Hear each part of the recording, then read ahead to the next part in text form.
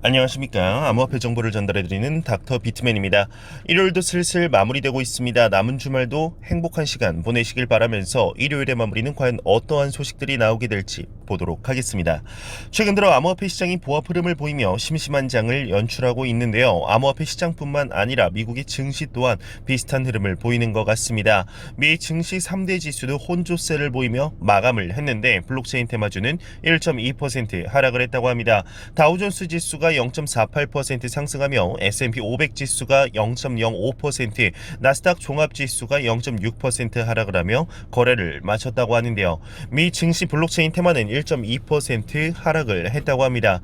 현재 코로나 사태가 장기화되며 미 증시의 하락세가 다시금 지속이 되고 있는데 이러한 상황 속 비트코인의 경우 새로운 디지털 금으로서의 입지를 잡아가고 있는 것 같습니다.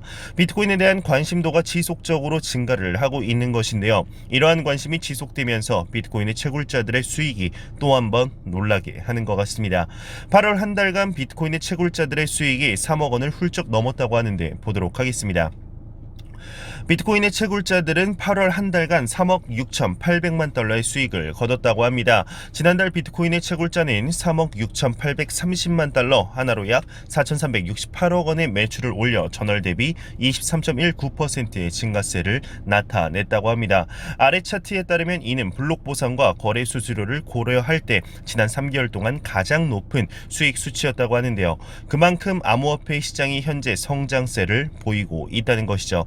제도적으로만 더욱 안정화된다면 그 잠재력은 어마어마할 것으로 예상이 되는데 과연 앞으로 암호화폐 시장이 얼만큼의 성장세를 보여주게 될지 기대해 보도록 하겠습니다.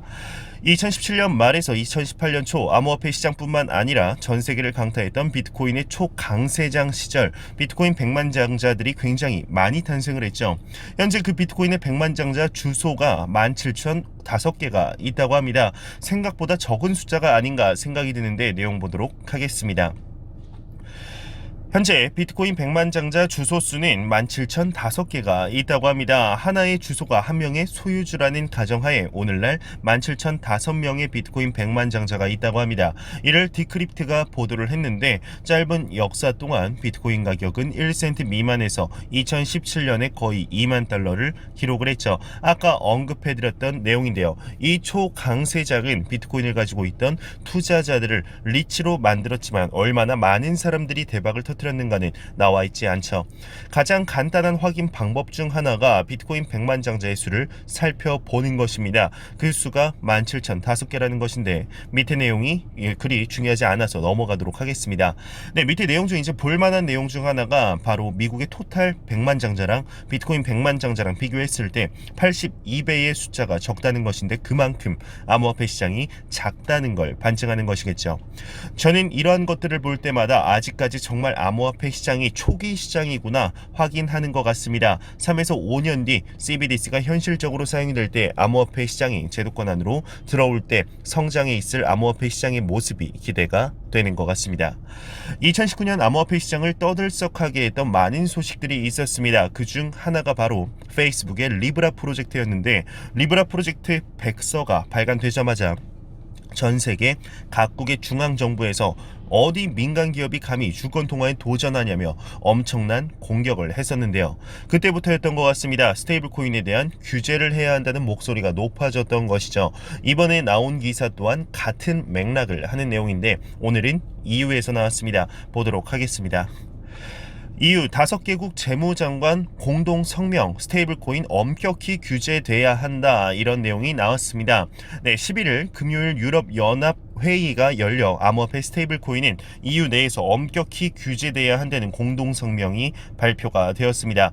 베를린에서 열린 경제 금융 분야를 논의하는 비공식 회의에서 독일, 프랑스, 이탈리아, 스페인, 네덜란드 5개국 재무장관이 유럽위원회에 스테이블코인을 규제하는 엄격한 규제 설정을 촉구하고 있다고 합니다.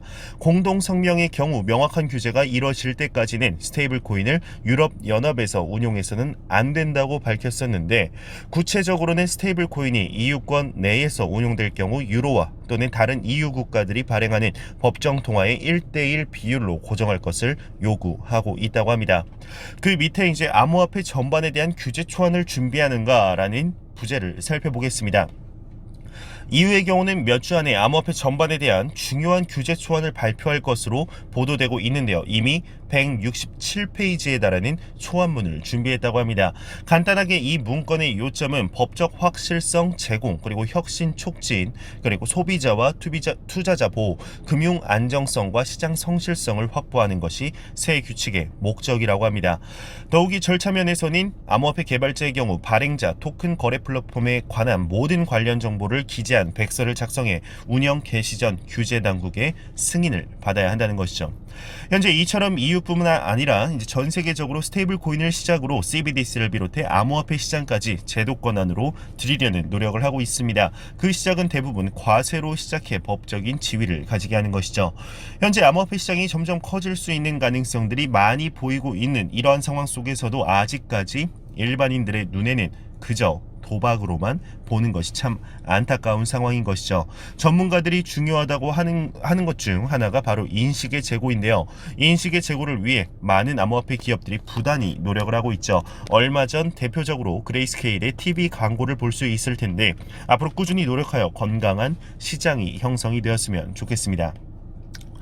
제 영상을 보신 분들이라면 아실 겁니다. 저의 경우 리플 XRP에 대한 스테이킹을 진행하고 있는데 이 스테이킹을 크립토닷컴이라는 어플을 통해서 진행을 하고 있습니다.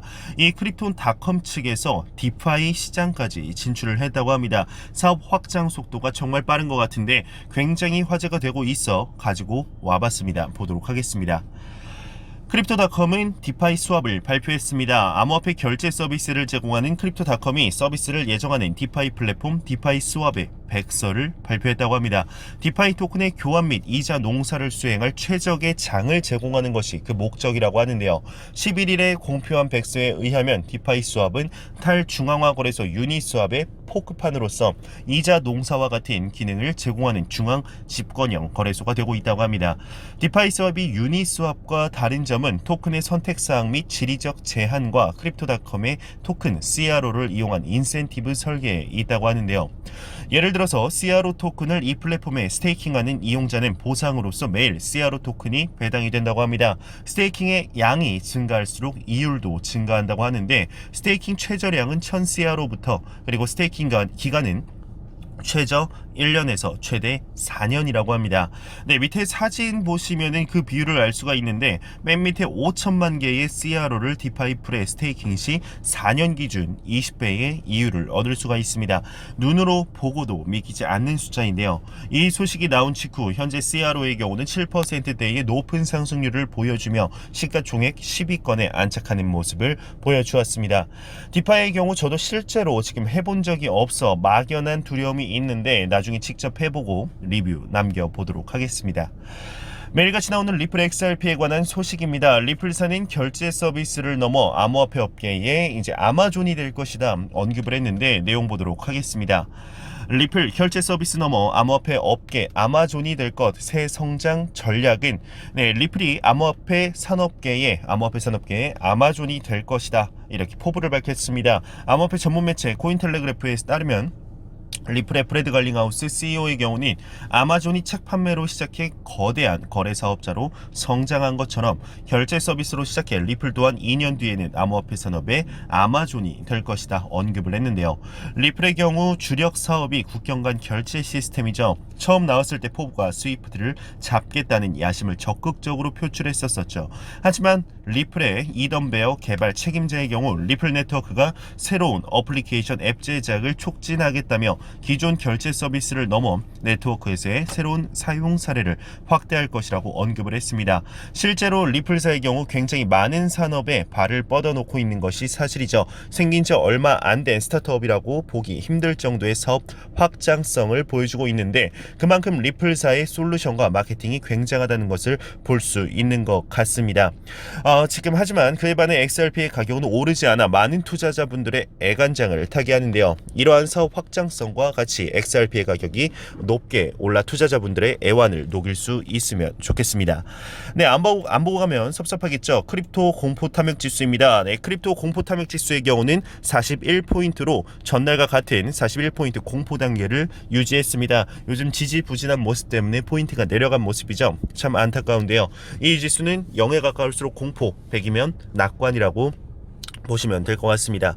이제 9월도 보름이 벌써 다 지나갔습니다. 이제 9월 말도 얼마 남지 않았는데 9월 말 10월 초에는 다시 한번 좀 한 80 정도 70 정도에서 시작하고 마무리했으면 좋겠다 개인적인 생각이 듭니다. 공포탐욕 지수 같은 경우는 유동성 거래량 각각 25%, SNS 언급량, 설문조사 각각 15%, 비트코인의 도미넌스, 구글 검색량 각각 10%를 기준으로 산출이 되게 됩니다. 제가 준비한 소식은 여기까지입니다. 영상이 도움이 되셨다면 구독과 좋아요 그리고 광고 한 편만 처음부터 끝까지 시청해 주시기 바랍니다.